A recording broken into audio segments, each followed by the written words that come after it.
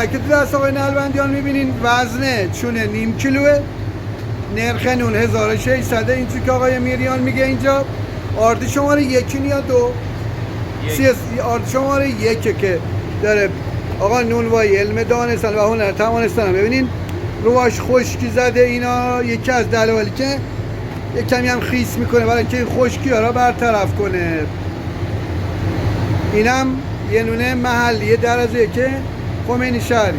آردشون 7% میگه از کمپانی جوره میاره. واقعا هرچه برای این سبکای ملی اگه میخوایم محافظت کنیم ازش، این چه نونی محلیه، این نونه یوزار سیفی که میگن اینه.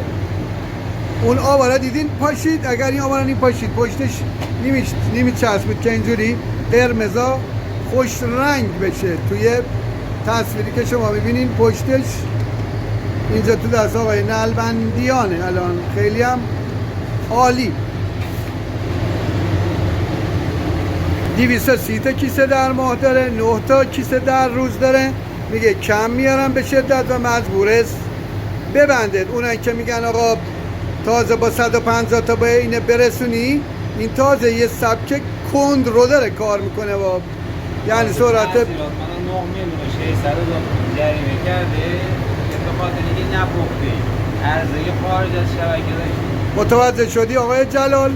یعنی بزرگترین اتفاقی که تو طرح جدید دولت تو حوزه نون افتاده الکی جریمه کردن نانوایان کشوره و دلزدگی کردن و ذله کردن اونا و فراری دادن انگیزه و نانواهای ماهره. نگیم آقا طرحمون روش کار کردیم، کار کارشناسی داریم انجام میدیم. این طرح از تو لپ هم که در میوردی بهتر جواب میداد. حالا که کارشناسای علوم سیاسی و اقتصاد و علم کامپیوتر دارن روش کار میکنن دیگه، فاتحش خونده است. اینم روخنه، یعنی آقای جلال و بقیه همکاراشون دارن فاتحه نونای ملی را رقم میزنن با این طرحشون، در صورتی که خیلی راحت تر میشد آقا این عملیات انجام بدیم. اگه هدف این نیست که بار مالی از رو دوش دولت برداریم، راهش این نیست و واقعا هیچ کس هم از این روش راضی نیست. حتی منی که یک آزاد پزم و همیشه آردا میخریدم کیسه 600 تومن.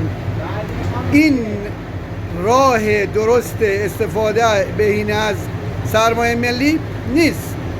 آقای کمیته هدفمندی، من فکر میکنم هدف قرار دادن نون با RPG را اینا نشونه گرفتن. محمد رضا خواجه.